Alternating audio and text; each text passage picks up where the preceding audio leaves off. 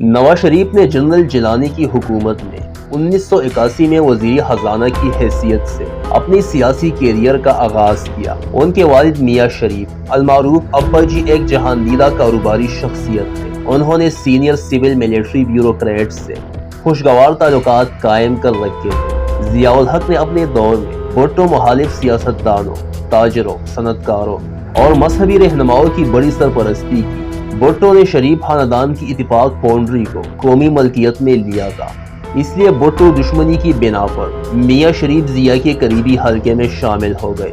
نواز شریف 1985 سے 1990 تک پنجاب کے وزیر اعلیٰ کی حیثیت سے فرائض انجام دیتے رہے۔ جونیجو کے زوال کے بعد نواز نے مسلم لیگ پر قبضہ کر لیا۔ سیاست میں انہیں اپنے بھائی شہباز شریف کا تعاون حاصل رہا۔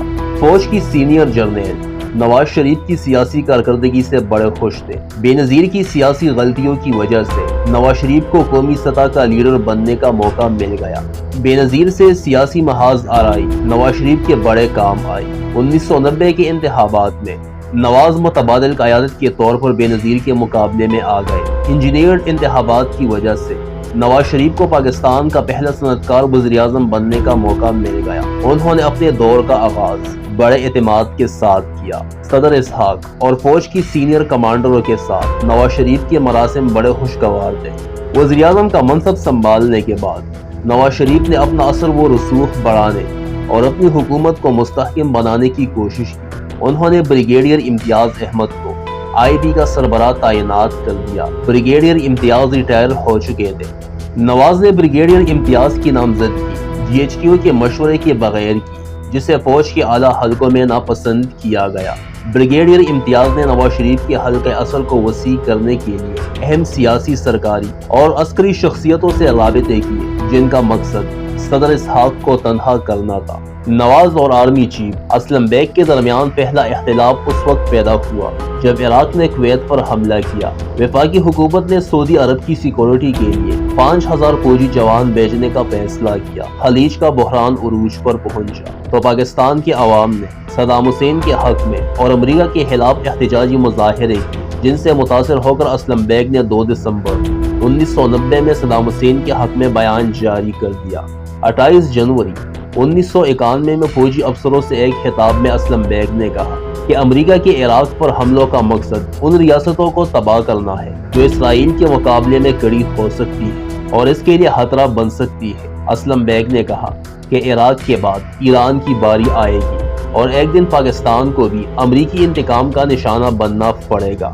اسلم بیگ کے بیانات جمہوری حکومت کی پالیسی سے متصادم تھے۔ نواز شریف نے جب فوج کو بھجوانے کا فیصلہ کیا تو جنرل اسلم بیگ اس فیصلے میں شریک تھے۔ ان کے بیان نے حکومت کے لیے پریشان کن صورتحال پیدا کر دی، مگر نواز شریف ان بیانات کا نوٹس نہ لے سکے۔ ایسے شواہد موجود ہے کہ جنرل اسلم بیگ نے عدم اعتماد کی تحریک کے ذریعے نواز حکومت کے خاتمے کی کوشش کی، مگر فوج کی ایجنسیاں مطلوبہ تعداد میں اراکین اسمبلی کی حمایت حاصل نہ کر سکی۔ نواز شریف نے جنرل بیگ کی ریٹائرمنٹ سے 3 ماہ قبل ہی جنرل آصف نواز جنجوعہ کو نیا آرمی چیف نامزد کر کے اپنے خلاف سازش کو ناکام بنا دیا۔ امریکہ نے نواز کو انتباہ کیا کہ جنرل بیگ اس کی حکومت کا تختہ الٹ سکتا ہے۔ نواز شریف کے بقول 1991 کے آغاز میں جنرل اسلم بیگ اور D G I S I general Asad Durrani نے ان سے ملاقات کی اور فوج کی حساس نوعیت کی خفیہ سرگرمیوں کے لیے فنڈز کی کمی کو پورا کرنے کے لیے ڈرگ ٹریڈ میں ملوث ہونے کی اجازت طلب کی اور یقین دہانی کرائی کہ یہ آپریشن انتہائی خفیہ رہے گا۔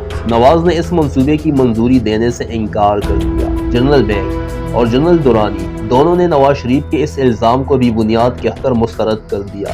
اپنے ایک انٹرویو میں نواز شریف نے اپنے اس انکشاف کو قدر وضاحت سے بیان کیا۔ میرے پہلے دور حکومت میں ایک بار 2 سینئر فوجی جرنیل ملنے آئے۔ میٹنگ شروع ہوئی تو ایک جنرل نے کہا ملک کی معاشی حالات سنوارنے کے لیے منشیات کو حکومتی سرپرستی میں بیرونی ملک بھجوایا جائے، ہیروئن برآمد کرنے سے ملک کی معاشی تقدیر بدل جائے گی۔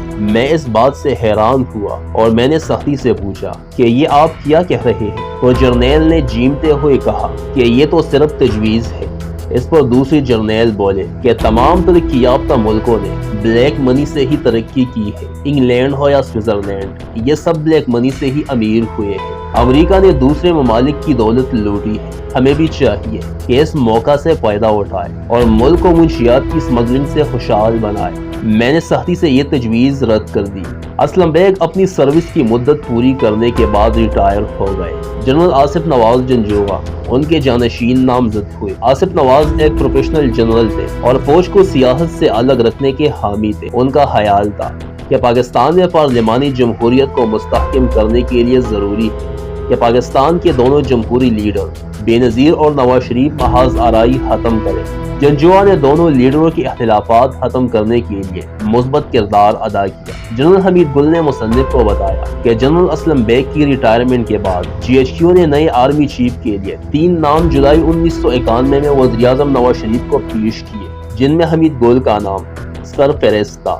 حمید گل سینئر موسٹ جنرل تھے اور نواز شریف کو وزیراعظم بنانے میں حمید گل کا کلیدی نوعیت کا کردار تھا، مگر اقتدار کی اپنی مصلحتیں ہوتی ہیں۔ نواز شریف کے قریبی رفقا نے حمید گل کی سخت مخالفت کی۔ ابا جی میاں شریف نے نواز کو ہدایت کی کہ ریمارکس کے بغیر فائل صدر اسحاق کو ریفر کر دی جائے۔ صدر اسحاق نے حمید گل کو بلایا اور بتایا کہ وزیر اعظم نے ان کے نام کی سفارش نہیں کی۔ حمید گل نے ریٹائر ہونے کی پیشکش کی مگر صدر نے انہیں روک دیا۔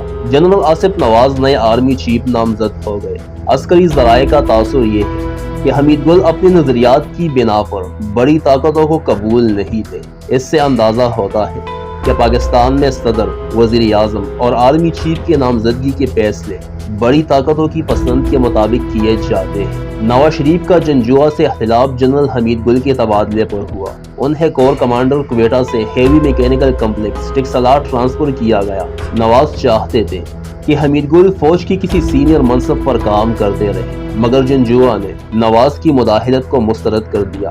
حمید گل چھٹی پر چلے گئے اور جنجوعہ نے انہیں جنوری 1992 میں ریٹائر کر دیا۔